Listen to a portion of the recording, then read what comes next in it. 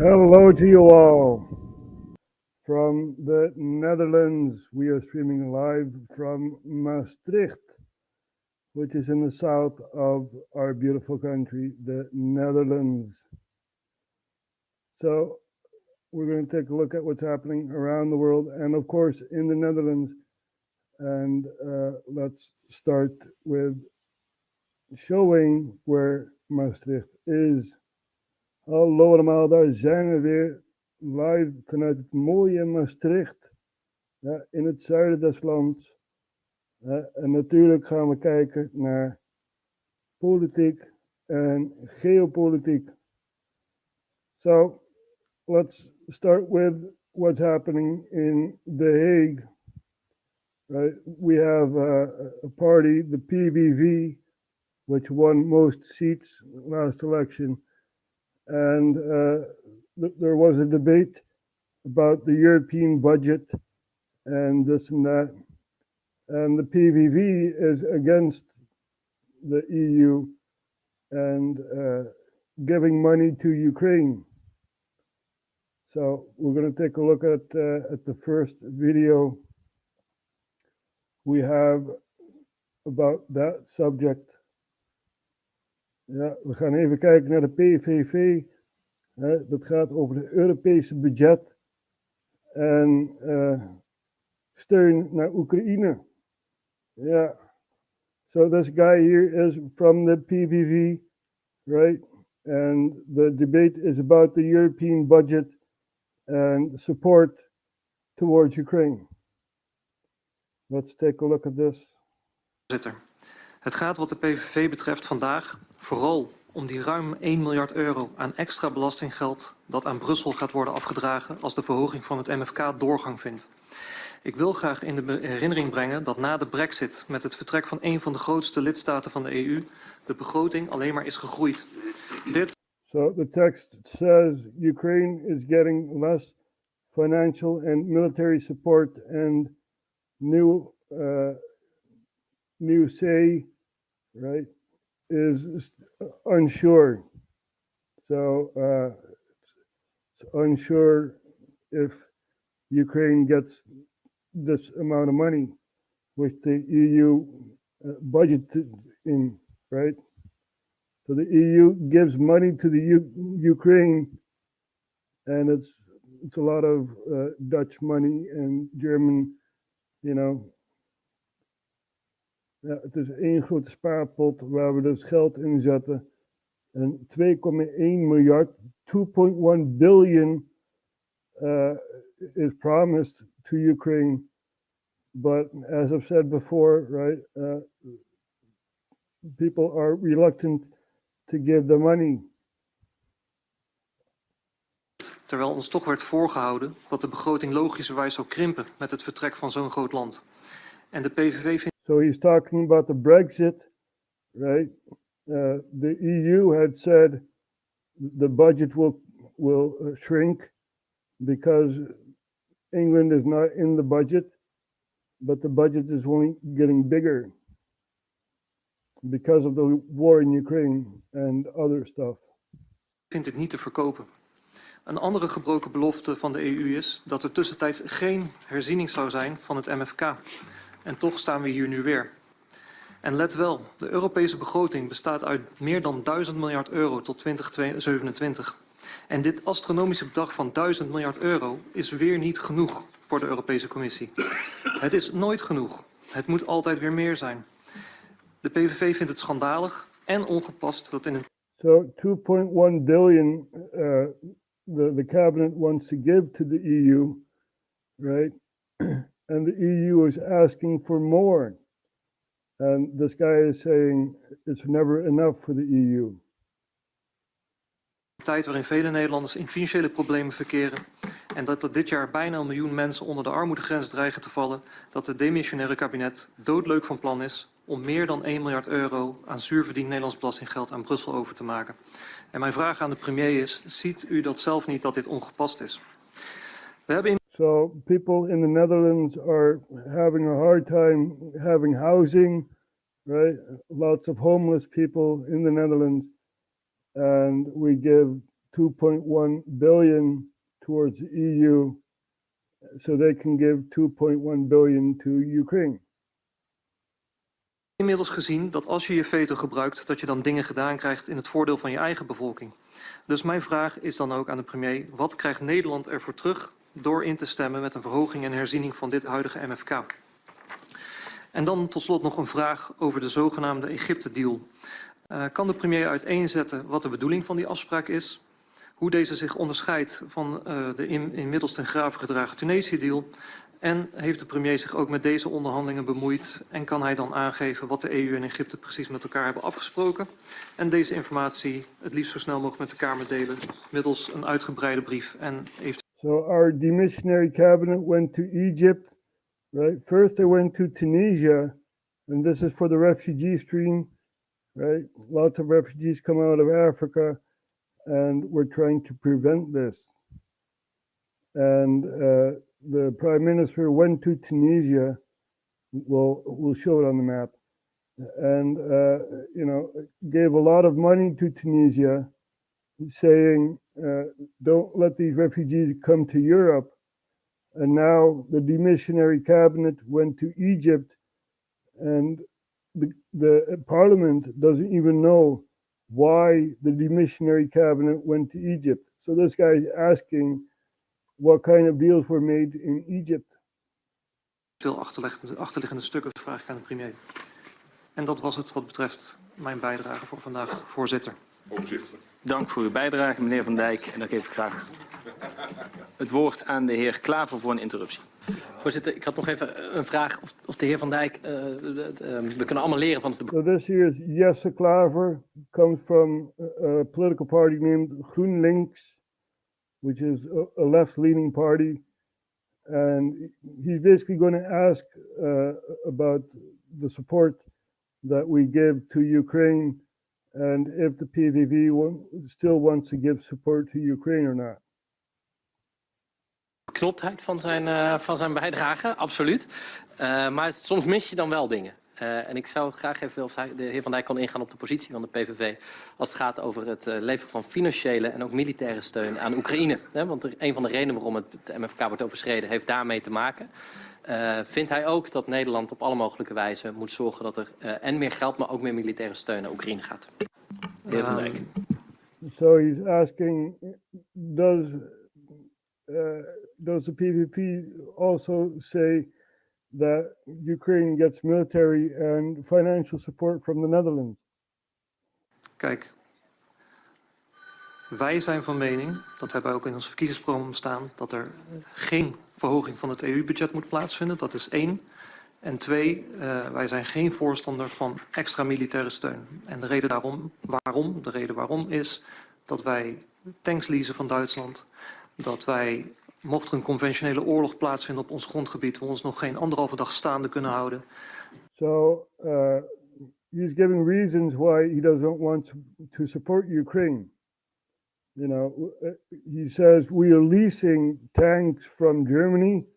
Right? We don't have our own tanks. So Germany makes tanks for us and we lease it basically from Germany. And then we give it to Ukraine. So, and he's also saying if we are attacked by an outside source, we have no way to defend ourselves. En dat we gewoon de mankracht, het materieel en het geld überhaupt niet hebben. Dus dat is voor ons de reden om te zeggen nee, geen... So we don't have the manpower, the material or the money to give to Ukraine. Extra geld vanuit Nederland. De Europese Unie, zoals ik het al zei, heeft een begroting van meer dan 1000 miljard euro. En dan heb ik het nog niet eens over het Next Generation EU Fonds, waar nog 750 miljard in zit, waaruit getapt zou kunnen worden. Dus samenvattend, nee, geen extra financiële steun. Wij zijn wel voorstander van mensen die wel financiële steun willen geven. Dat vinden wij echt geen... Ja, kijk, als u financiële steun wil geven, dan is dat geen enkel probleem. Als andere landen F-16's willen sturen, geen enkel probleem. Wij liggen daar niet voor. Voor ons is het ook heel duidelijk dat Rusland in deze de agressor is. So he's saying if other countries want to support Ukraine, fine by us, but we don't want to support Ukraine. Wij steunen Oekraïne diplomatiek, maar wij vinden het gewoon in deze tijd, en ik heb u nu het uitgelegd, ongepast en heel moeilijk te verkopen om extra financiële steun te geven bovenop die gigantische begroting die de Europese Unie al heeft. Dat roept de vervolgvraag op bij de heer Ja, Klaver. precies. Nou, ik vind dat heel zorgelijk. De grootste partij van het parlement, op dit moment aan het onderhandelen voor een nieuw kabinet, die hier gewoon nogmaals herhaalt dat ze niet vinden dat er meer militaire steun naar Oekraïne zou moeten gaan of financiële steun. So he's very worried because the biggest group in parliament, the PVV, does not want to support Ukraine financially nor militarily, right? And he's going to say that the border is at Ukraine. Dat is nogal wat. Dat is echt wel iets groters, nog groter dan het eigen risico, zou ik willen zeggen, of je daar wel of niet voor bent. Dit heeft echt direct te maken met de grote veiligheidsbelangen van Nederland. En ja, ik hoop toch echt dat de PVV op haar schreden terugkeert. Als ze het echt meent dat... Mijn vraag was nog niet gesteld. Als de PVV echt meent dat ze dat Nederlandse belang voorop stellen, dan zal ze bereid moeten zijn om Oekraïne door dik en dun te steunen. En ja, ik hoop ook echt, de heer Van Dijk, ik ken hem als een zeer redelijk man, dat hij dat vandaag ook hier duidelijk zegt. Wat er ook gebeurt, wij zullen Oekraïne altijd blijven steunen. So he says, whatever happens, we will support Ukraine. And he says that the other guy, the PVV guy, I forgot his name, he's new in the cabinet, so he basically says that he wants that other guy to support that too, So. De heer Van Dijk. Nee, de heer Klaver legt mij nu woorden in de mond. Ik denk dat ik redelijk duidelijk een antwoord heb gegeven waarom wij van mening zijn dat het op dit moment ongepast is om vers Nederlands geld, en we hebben het nu, en de schade is nog enigszins beperkt, maar het hadden de 3,5 miljard bijna kunnen zijn. Het is nu 1,2 miljard geworden. Om nu te zeggen 1,2 miljard euro gaan wij overmaken aan de Europese Unie voor Oekraïne, maar ook...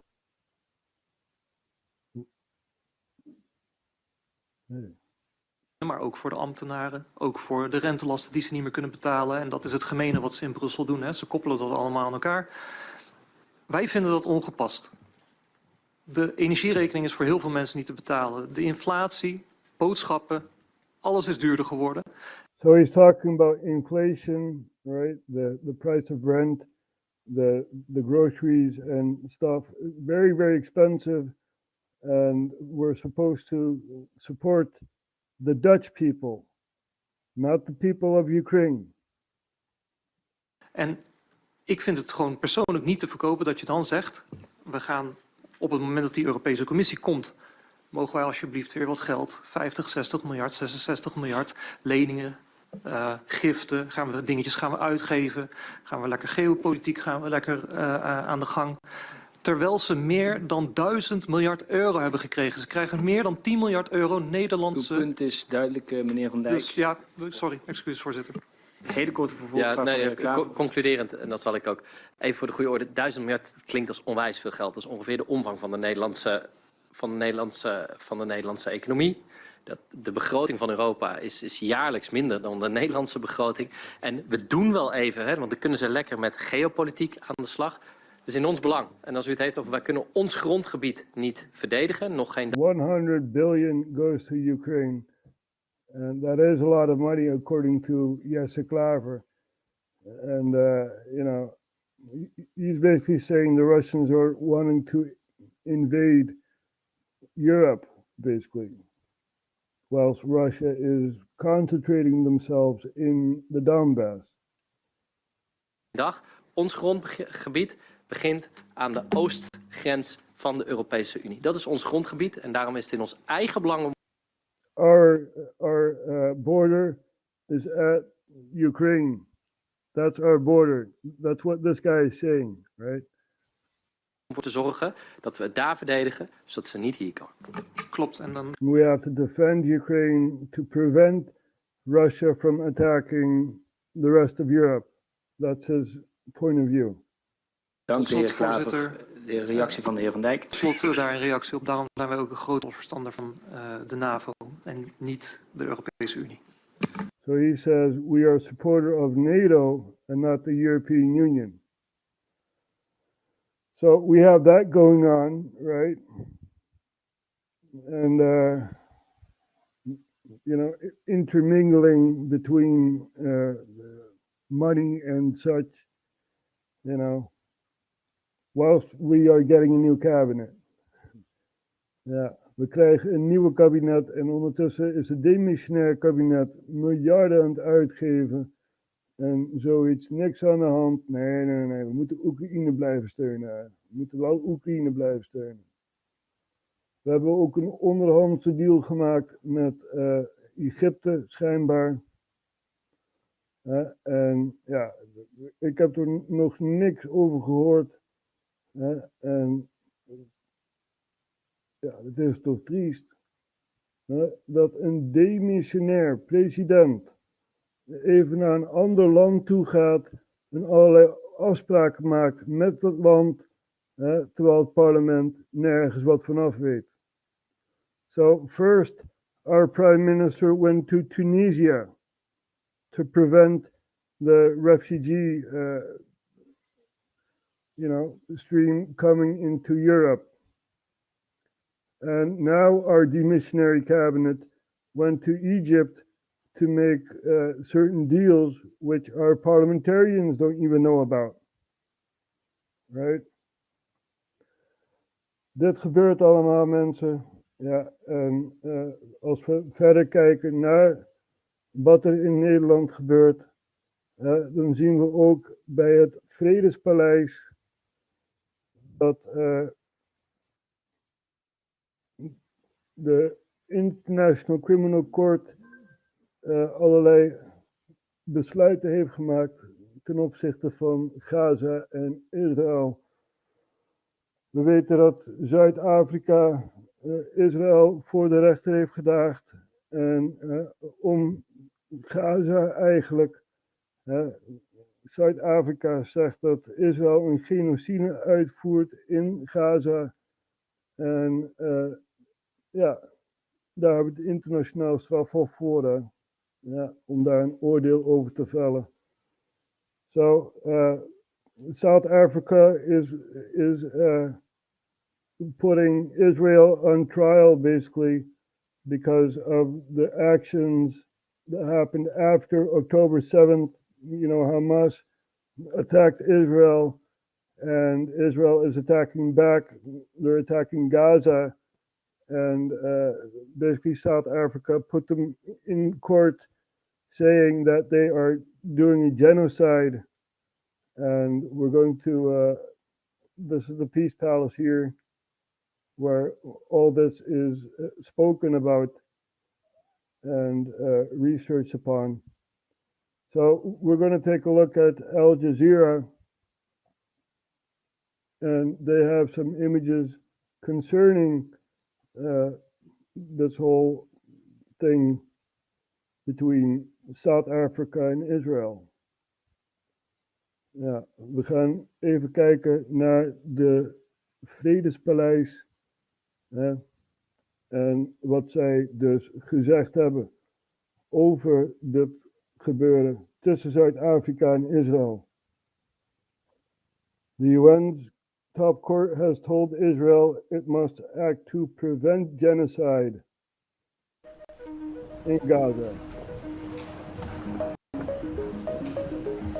Considers that, with regard to the present situation, Israel must, in accordance with its obligations under the Genocide Convention, in relation to Palestinians in Gaza, take all measures within its power to prevent the commission of all acts within the scope of Article 2 of the Convention, in particular, A.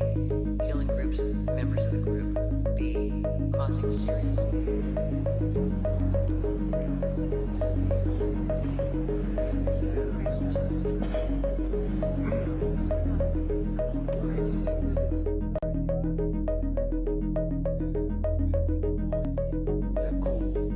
indique les mesures conservatoires suivantes.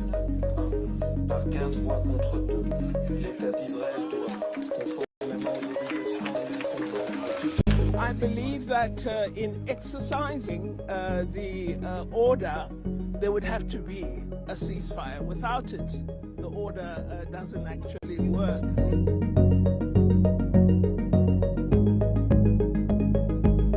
They ruled in favor of humanity and international law.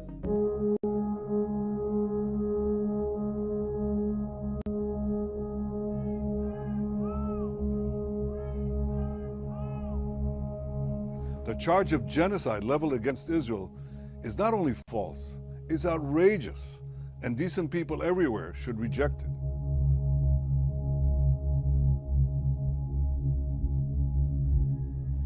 It is gravely concerned about the fate of the hostages abducted during the attack in Israel on 7 October 2023 and held since then by Hamas and other armed groups, and calls for their immediate and unconditional release.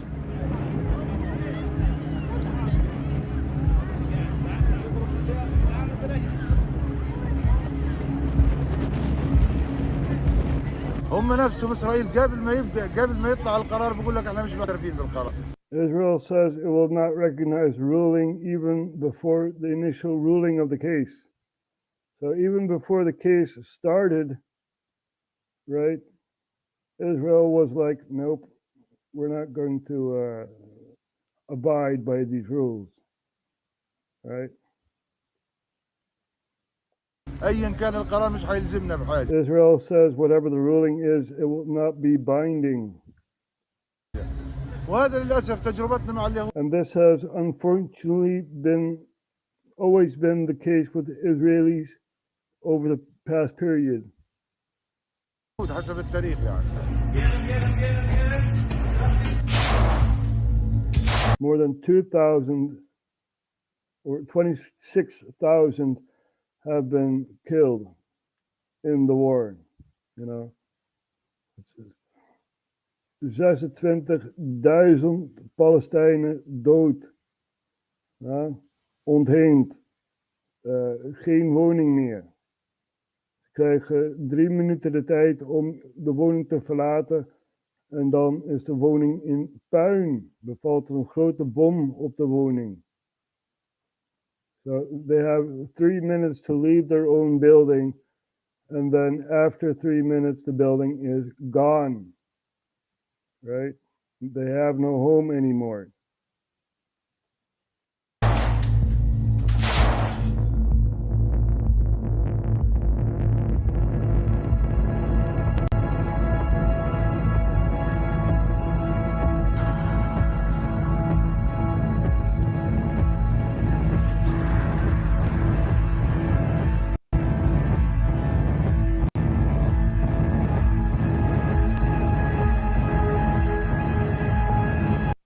So that's happening there, right?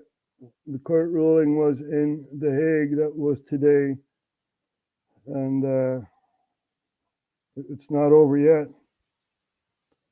Hello, Futoy. Nice to see you here.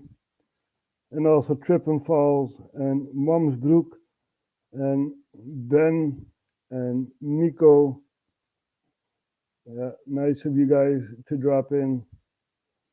Of course, we're watching what's happening all over the world, right? And we're doing this in English and in Dutch. So if we look at the US, we see that Tucker Carlson has made it towards Canada, right? And very, very interesting to see what's happening over there in Canada. But first, we're going to take a look at Kerry Lake, right? There was a Republican GOP, some big guy in Arizona who called Kerry Lake and said, you have to quit. You have to quit the race. She's running for Senate, right? And she was basically threatened to get out of the race. Hier hebben we dus Kerry Lake van Arizona.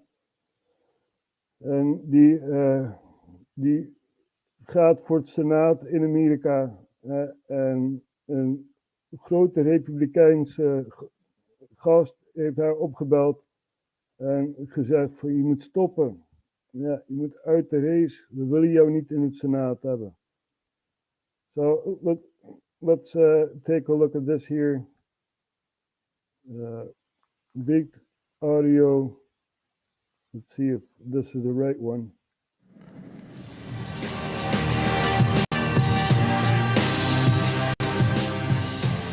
Did top Arizona Republican officials try and bribe former gubernatorial candidate Kari Lake to stay out of the upcoming Senate race? Newly released secretly recorded audio sure seems to suggest as much.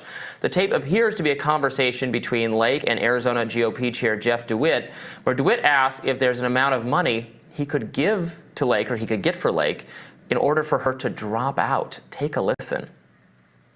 Is there a number at which I can be bought. not be bought?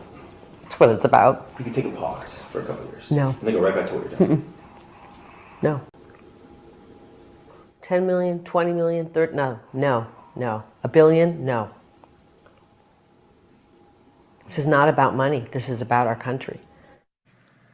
Now, while the alleged bribe is interesting enough, DeWitt seems to imply that if it was revealed he tried to bribe Lake out of the race, he would be assassinated? I think you should go public with this and then say, hey, No. these people don't want to, they don't want, And then I turn my key in my car and I just... I like my car. Tell them I'm not flattered. I'm offended that they... Don't tell anybody we had this conversation. I'm offended that they don't care about our country more. Did you guys hear that? You're right.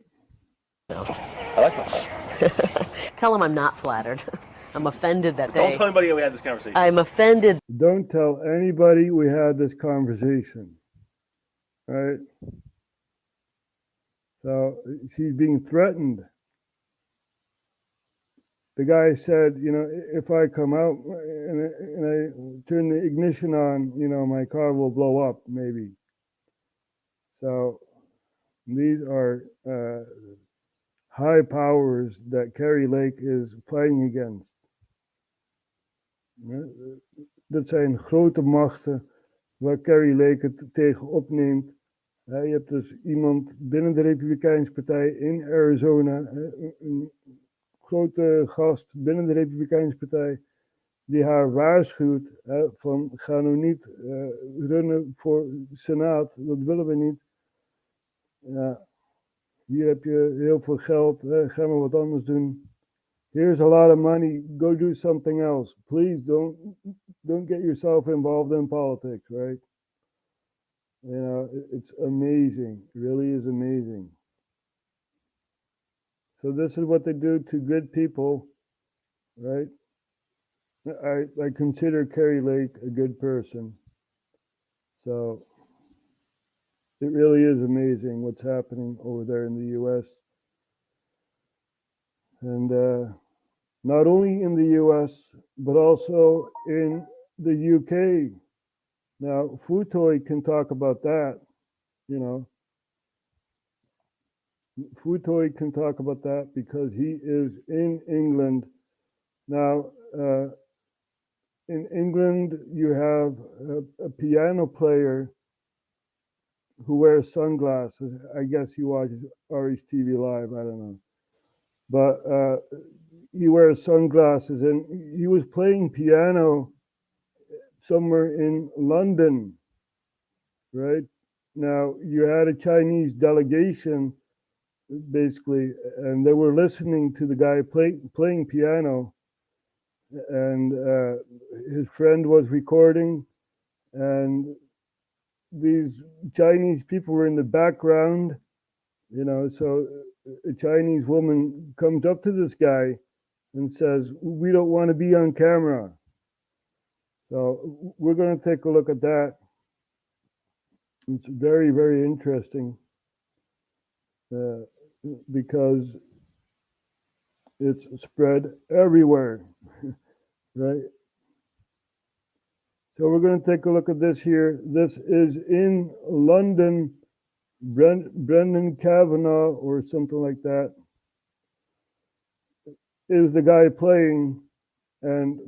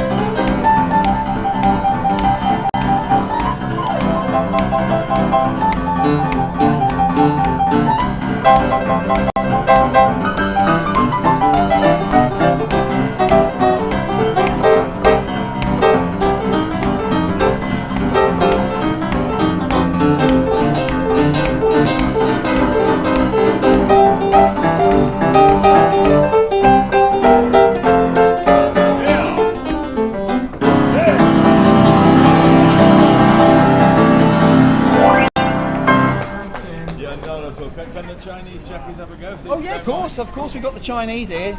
Do you need to, I see, because we're here film for Chinese TV as well. Oh yeah. Yeah, did you film us, all of us, in your cameras? I don't know, are we allowed? No. We're not allowed. Yeah, so we're not allowed? You're not allowed because we're for Chinese TV. Oh, okay. This is non-disclosable. It's not disco? Yeah, not disclosable. It's no disco? It's not disclosable. It's not disclosable? Yeah. Oh really? Yeah. Okay. So did you film the part that we're in? So will we get in trouble with the Chinese government? Maybe not, I don't know. But you said you're from Japanese. No, they'll put you in prison, mate. So just say that according to the Chinese law, we're not allowed to film you. Is that right? So basically, we will much appreciate it when you are whatever you're doing that you don't put our face on TV. Okay. So what will happen if just don't do it, please. I will really appreciate that. Okay. We just very sensitive about this issue. I'm really sorry, but we love your music. We will want to stay here for a lot longer. I mean, the only thing is, it's just like there's other people filming as well. And that's absolutely fine. That's the other people's business. They can make their own decisions. So, that's absolutely so fine. how come Sarah? It's the only issue It's I've just got. not us, please. Just not us. No, but please. what I'm saying is there's other people filming you as well. Oh no! It's just make sure that we are very secure in the reason that we don't want our voice or picture being filmed, and then that's just the relationship between you and me, and us, basically. What relationship? Can you believe that? Well, can you believe that? Right? England is the most totalitarian, authoritarian country. Cameras everywhere. And you got some people from China going to England and they don't want to be on camera. Ja, mensen, het gebeurt allemaal in Engeland. Je hebt een pianospeler die gewoon piano speelt en gewoon liedjes afgaat. En dan heb je wat Chinezen op de achtergrond en die willen niet op camera komen. Nou, vermijd de camera dan, zou ik zeggen. If you don't want to be on cam, just walk away, right? That's the most logical thing to do, But these Chinese, they call the cops on this guy, right? And you'll see that the cops are even siding with the Chinese people. De politieagent komt erbij en de politieagent zegt van ja, jij bent racistisch bezig tegenover de Chinese mensen en zoiets allemaal. She doesn't want to be on cam even though her cam is on. That's what she says. Terry, if you're recording listen, listen, this is going on your YouTube channel. But I need to speak to you without this being on your YouTube channel. Well, what about what? We're in a public space. Listen, can I just have a conversation with you, please? Without your friend video. No, because the camera never lies. Listen, I've got my camera on. Okay, and so we're I've just got my having a camera. conversation. Let's have a conversation then. This is going on your YouTube channel and I don't want it to go on your YouTube channel. Well, don't channel. talk to me then, Kerry. Listen. She said, Kerry, we're in Britain, we're in a public space, we've got a free country. The first of the matter is. So this video clip is distributed in China, and this guy stopped playing eventually, but he came back and he had something to say about the Chinese. And we're going to take a look at a video, if we can find that video. Here it is. Wait. So let's see if we can. So this piano is a CCP-free zone. Now he's holding Winnie the Pooh because there's a similarity between Xi, the leader of China, and Winnie the Pooh. And Winnie the Pooh is banned in China. Dus deze gast is uiteindelijk, die is gestopt met piano spelen uiteindelijk. En een paar dagen later komt hij dan weer terug met Winnie de Pooh in zijn hand, in zijn handen. En ja, hij gaat een speech doen. We gaan even hier naar luisteren. Right. Okay. Right, so you might be wondering, I didn't know that Winnie the Pooh was so subversive. Okay, I've learned so much about Chinese culture, about the situation of Hong Kong and Taiwan in the past few days, and I've come well prepared. So if you want to know why I'm holding Winnie the Pooh has been banned by the CCP as being subversive. And apparently, if you have Winnie the Pooh, your videos won't be shown in the Chinese mainland. Now this shows the power of the arts to undermine authoritarianism, okay? And this piano has inadvertently become a symbol of artistic freedom. And I would say, even though the situation we had in the station had its comic elements, it had some serious issues undermining it. This video has gone all over the world. As I said, it's taken particularly off in Hong Kong, in Taiwan, and anyone who suffered from oppression. The people who were involved in the video, we all know who they are. They are living Western lifestyles, but having a communist authoritarian ideology, a complete paradox. And I think this video has shown in an entertaining and accessible way what these authoritarian cultures are like when they meet Western cultures. It was a clash of cultures, this video. A clash of cultures in a 10-minute drama, a mini parable about freedom, artistic freedom. This piano has become a CCP free zone. Yesterday there was people from Hong Kong here. God bless Hong Kong. Glory be to Hong Kong. And the people who put on the Hong Kong video, their YouTube channel was immediately deleted. The whole YouTube, just because they sang Glory to Hong Kong, which again has been banned by the CCP. Now, I've learned so much in the past 2 days, but I completely support the arts to undermine authoritarianism. So as I said, God bless you all. Thank you for supporting this video. And remember that the arts, even popular arts like boogie woogie, rock and roll and Winnie the Pooh, have the ability to undermine authoritarian cultures. It's not just political activism, it's actually the arts which they are afraid of. Zizi is frightened of Winnie. Can you believe it? Can you believe it? Xi Jinping, the most powerful guy in all of China, is afraid of Winnie the Pooh. Can you believe that? Like, oh my God, man. So, ja mensen, dit gebeurt. De Chinezen komen op iemand af die piano speelt en een hele gedoe daar rondom. En ja, dan komt hij terug met Winnie the Pooh. Ja, Xi is bang voor Winnie the Pooh. Die lijkt er een beetje op. En ja, dat mag dus niet in China getoond worden. Dus voor alle Chinezen die hier in Nederland zitten, jullie moeten opkomen tegen de CCP. Dat is jullie vijand. Ja, the CCP is your enemy, right? Now, I know many Chinese are peaceful people and don't want war and such. But you guys had a revolution and the wrong people took power. According to me, right? So let's gander at what's happening in America as we did before.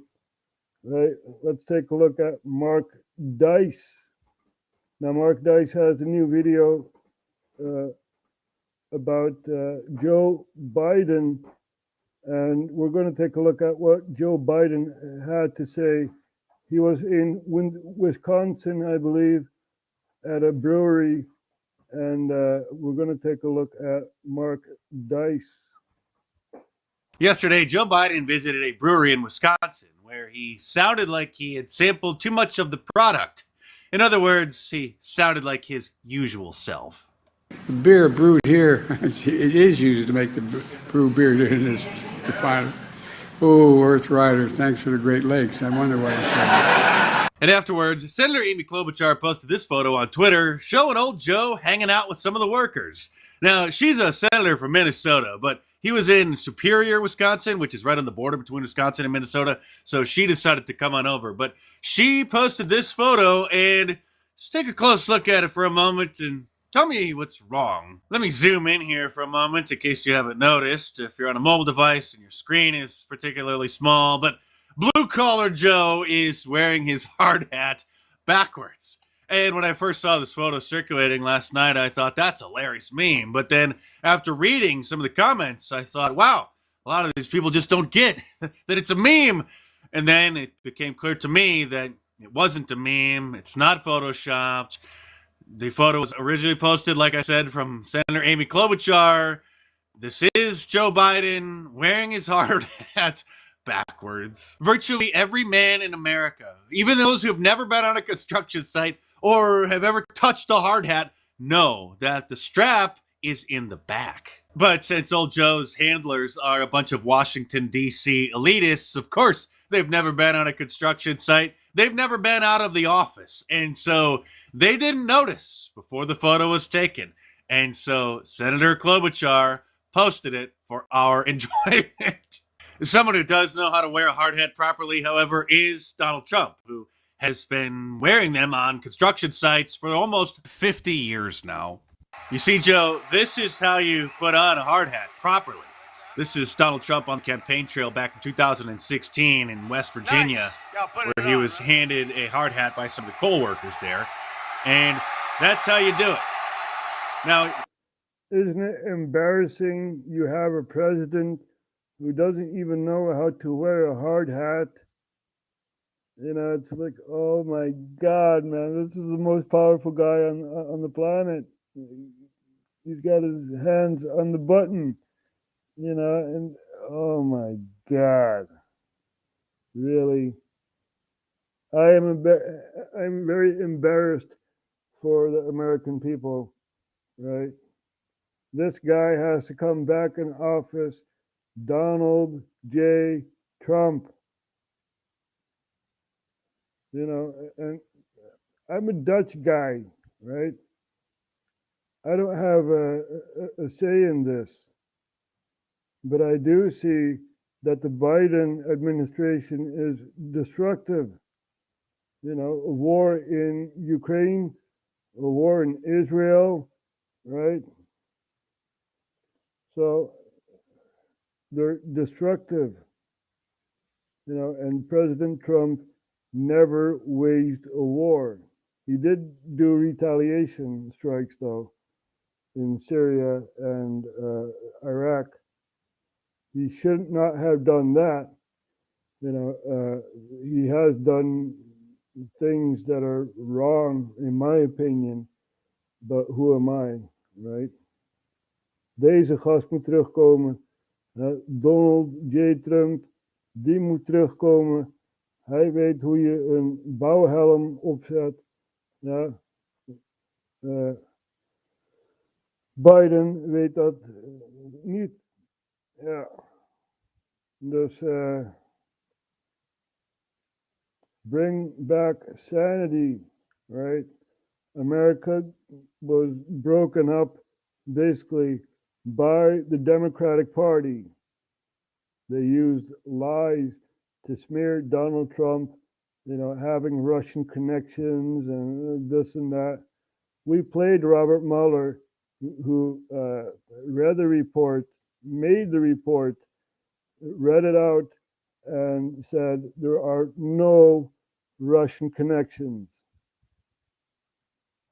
Now, this is important because Russia is being sanctioned, right? Because it was said that they meddled within the US elections. They did not, right? Russia was thinking of other stuff. You know, they were involved in Syria, for example. You know, so Russia was not really looking at the US. They had their own stuff to do. It really is amazing. Now, there are sanctions on Russia because of US interference within the elections, which never happened, right? Dus echt heel erg triest. Amerika heeft sancties op Rusland gelegd omdat er gezegd werd door de Democraten dat Rusland zich bemoeide met de Amerikaanse verkiezingen, terwijl het niet het geval was. Het is allemaal gebaseerd op de frame van consensus. Het is een leugen. It's all based on the frame of consensus. It's a lie, right? They did everything to hold up that lie. You know, BuzzFeed actually came up with an article that the women of the night, put it that way, were defecating on Donald Trump and stuff. And, you know, that never happened. It never, ever happened. The media is putting the frame of consensus, oh, orange man bad, orange man bad. That's what the media repeats all the time, right? And they use that frame on Donald Trump. I'd rather see Rand Paul as president or Ron Paul, but Ron Paul is not in politics anymore. So, but he was right about a lot of stuff, such as who made Hamas, right? Ron Paul, there we go, Hamas. See if we can find the video clip we always play, where he's stating that they're helping Palestine and they're also helping Israel, right? Let's see if we can find that clip. Here we go. Israel encouraged and started Hamas. The gentleman is recognized for 2 minutes. Gentlelady for yielding, and I ask unanimous consent to revise and extend my remarks. Without objection. Madam Speaker, I rise in opposition to this resolution, not because I am taking sides and picking who the bad guys are and who the good guys are, but I'm looking at this more from the angle of being a United States citizen, an American. And I think resolutions like this really do us great harm.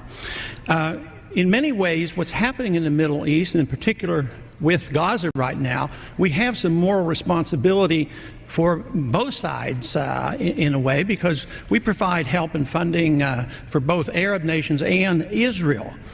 And so we definitely have a moral responsibility, and especially now today, the weapons being used to kill so many Palestinians are American weapons, and American funds essentially are being used for this.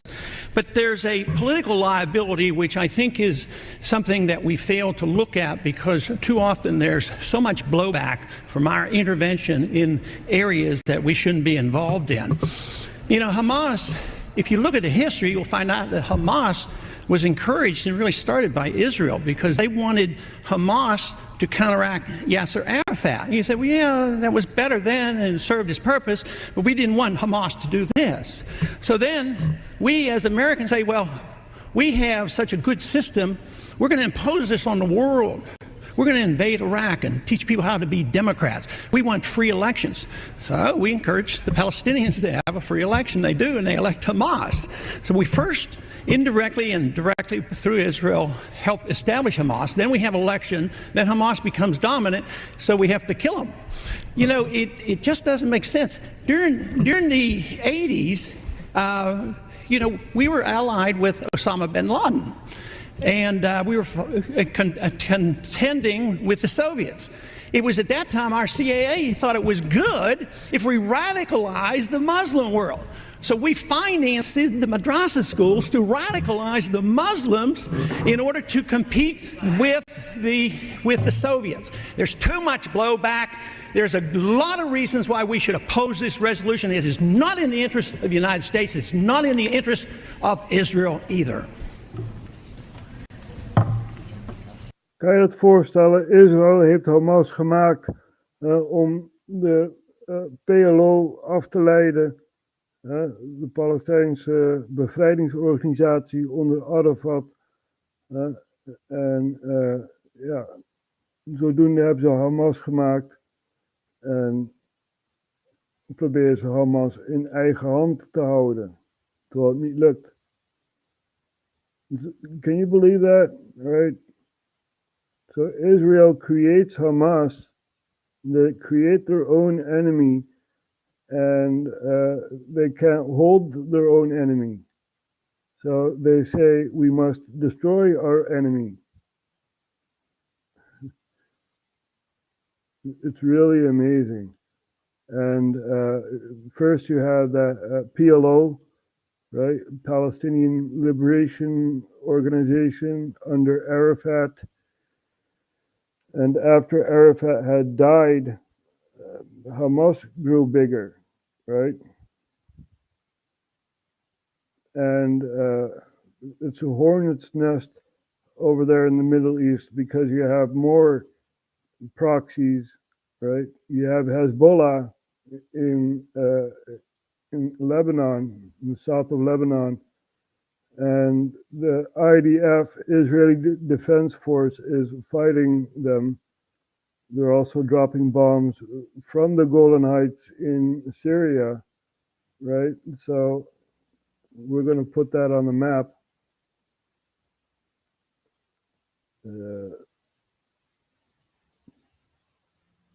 So people have a better perspective on what's really happening.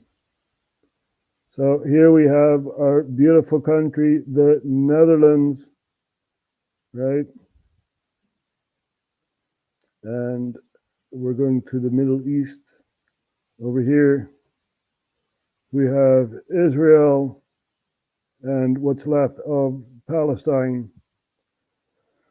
And we also have the Golan Heights, which is this area right here, which Donald J. Trump gave to Israel, whilst that part is in Syria, right?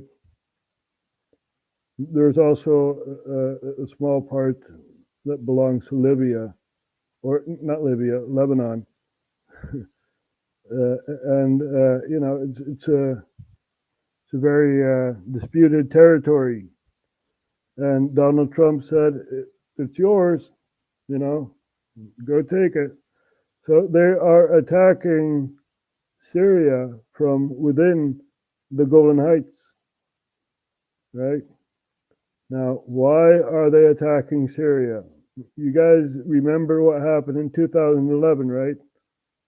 The Arab uprising. Many countries rose up against their government. It started in Tunisia and then spread to Libya, Egypt, and other countries such as Syria, right? And Western powers were like, Assad, the house of Assad is in power for way too long. We have to get rid of him. And this is what happened. Zbigniew Brzezinski was the foreign advisor of Obama. and he said, use proxies, to overthrow Syria. And this is what happened. So Syria invited two countries to defend Syria, right? One country is Russia. Now, why would Russia be in Syria? Well, there is a military base. That's the second military base outside of Russia. And they are in Tartus. Let's see, Tartus. There you go.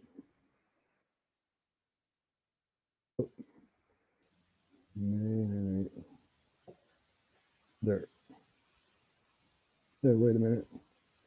That is. There we have Tartus in Syria.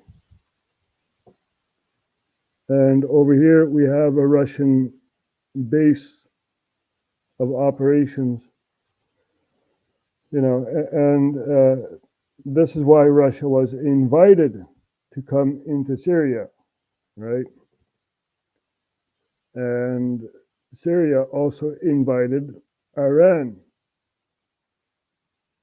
to, defend Syria. And this is what happened, right? So you have two countries within Syria, Russia and Iran. And the US invited themselves and went for the Syrian oil. They're still there, So we have a lot of proxies in Syria, which is a frozen conflict. There are still proxies over there trying to overthrow Damascus, Assad, right? And we also have Hezbollah in Lebanon and some high people from Hamas in Beirut. We had that assassination we showed you guys in Beirut, and there was supposed to be a negotiation team, but all the people within that negotiation team are assassinated. They're dead. So how can you negotiate hostages, right, when all the key players are dead? This is happening, people. And as I've said before, right, they're also targeting Syria because Iran is in Syria. And Israel and Iran are arch enemies, and they hate each other, And Israel says, oh, we got some Iranian targets in Syria. We got to bomb that. So this is what's happening, people, right? Give a geopolitical perspective here. There's so much going on. We also have Ethiopia that won support. They had made a deal with Somaliland, which is the English part of Somalia, which is this area here. It's the English part. And we have the Italian part of Somalia. And the Somali president said, nope, we're not going to give any coastline to Ethiopia, right? And Ethiopia wants to have access to the sea. And we also have Eritrea, the North Korea of Africa, basically, who also does not want to give terrain, and Djibouti the same. So Ethiopia will be on a warpath if they have no access to the sea, right? And Ethiopia has their own internal struggles. We had the Tigray War, which was 2 years and cost many, many lives. And you know, there's so much to tell about Ethiopia. But I'll just give you some bullet points, right? We have Sudan, which is in war. You have the army and the rapid special forces, which is a paramilitary branch of the army, and they are fighting the army. So Sudan is also the forgotten war, because everyone is fixated on what's happening in the Middle East, right? And also, of course, Ukraine and Russia. So we could go on and on about geopolitics. Very, very interesting. And I advise you people to do your own live stream, your own research about this, right? I'm not lying. I'm not paid by the Kremlin or Tehran or, you know, The Hague, or no one paid me to do this. I just want a better world. We know what's going on. We know what's going on. They want a world government.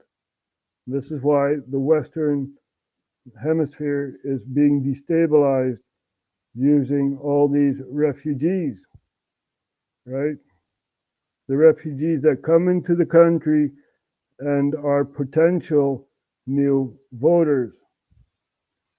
Vote for us, you know. We'll give you a house, we'll give you this, we'll give you that, as long as you vote for us. Yeah, we know, we see what's going on. They want a North American Union, right? The Amero, that is supposed to be the currency of the North American Union, which is Canada, the United States, and Mexico as one big union, the same as the European Union. And this is what they're doing worldwide, right? They're also starting in Africa. In Africa, you have ECOWAS, which is a monetary agreement between countries, right? And you may say, I'm a liar, and it's all in my conspiracy-minded head. No, I'm just telling the truth here, you know.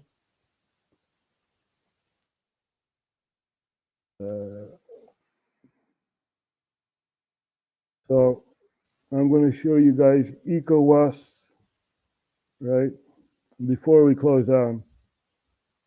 And here you guys go. Economic Community of West African States, ECOWAS, right? So keep your eyes open, people. Keep your eyes open. And know that you are the light in these very, very dark times. So we're going to close off with, of course, Natasha Maeve from Canada. We love Natasha, right? And we love Canada. So before we close, we also have Tucker Carlson, who went to Canada, right? I almost forgot to show that.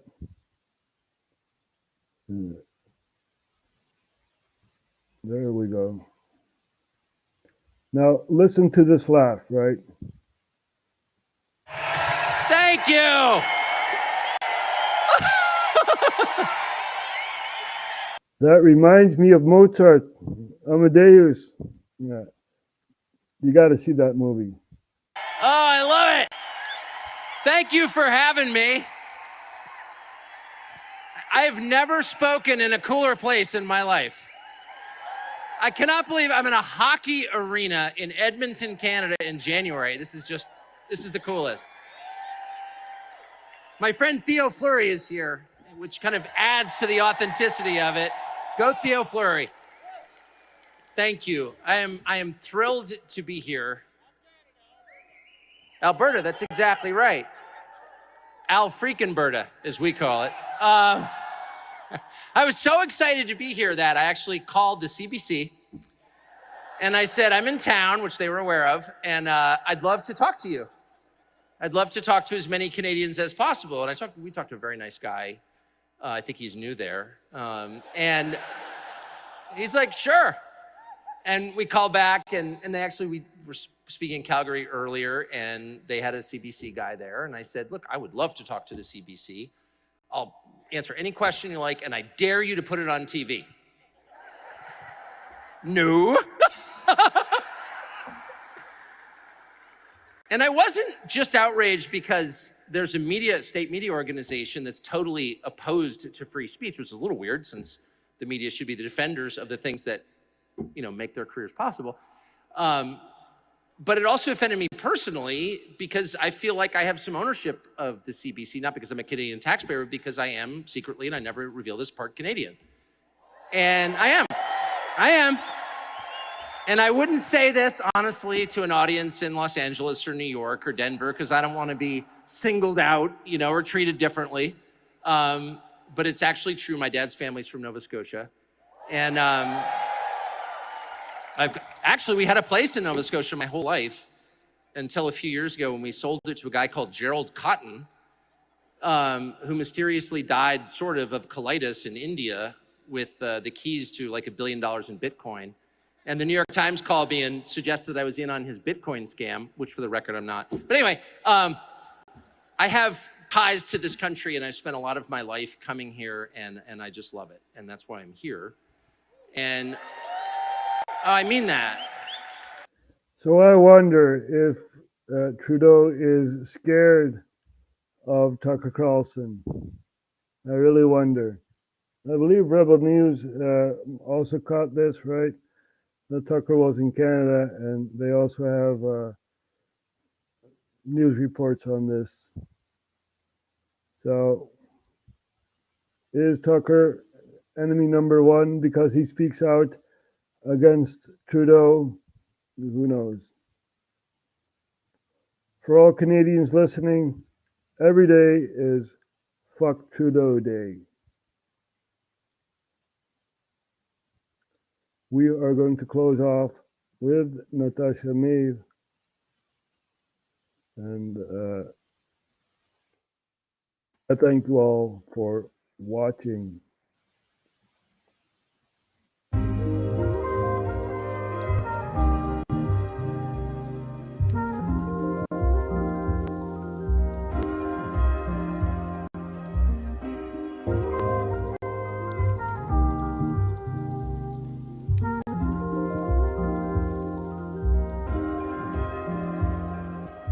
My music sets me free, it's therapy. I hope it helps a few people other than me. I noticed many liked it better when I was angry. Took off, nowhere to be seen on my journey. Funny how that works, start to feel better. And the people who claim to love me start to feel worse. So well, I know my real worth. I will continue to heal with each verse. That's my life path, truly breaking free. And some of them don't like that, don't even know what I've been through. Had to get my life back, some of them gave up. Well, me, I had to strike back and fight back. Now I'm feeling lighter, though I'm still breathing fire. Yeah, the dragon, I fly high. Open up my eye, life's like a sci-fi. Won't stop me from going sky high to the realm of self-love. The feeling of healing, revealing my beauty within. Stay focused, no stress. Every time I learn, I know less. It's a slow step, I'm enjoying the walk. It's not a race. Can't see the view when it's too fast and blurry. I like to be slow, no hurry. Must be a witch, cause they burn me. Green, I work with what's earthly, you can't hurt me. You take the blue pill, the story ends. You wake up in your bed and believe whatever you want. You take the red pill, you stay in Wonderland.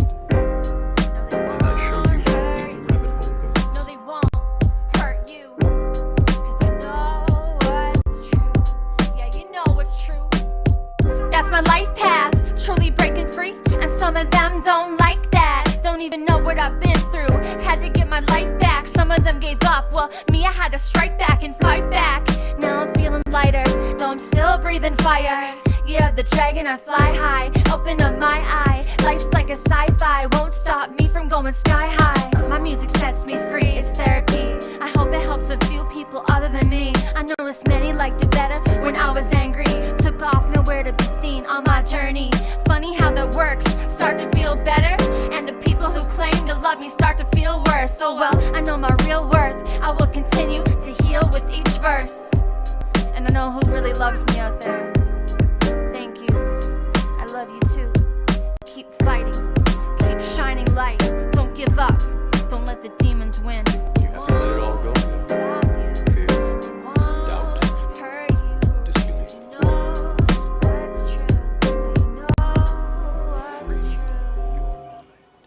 Free your mind indeed. Now, we also have someone watching, Lord Nexus, who gives panels and stuff like that to talk about, all sorts of stuff. Mention Transformers to him, and he's like, yeah, that's cool. So I advise you all to watch his channel, right? And come on panel. So I thank you all for watching, and we'll see each other next time.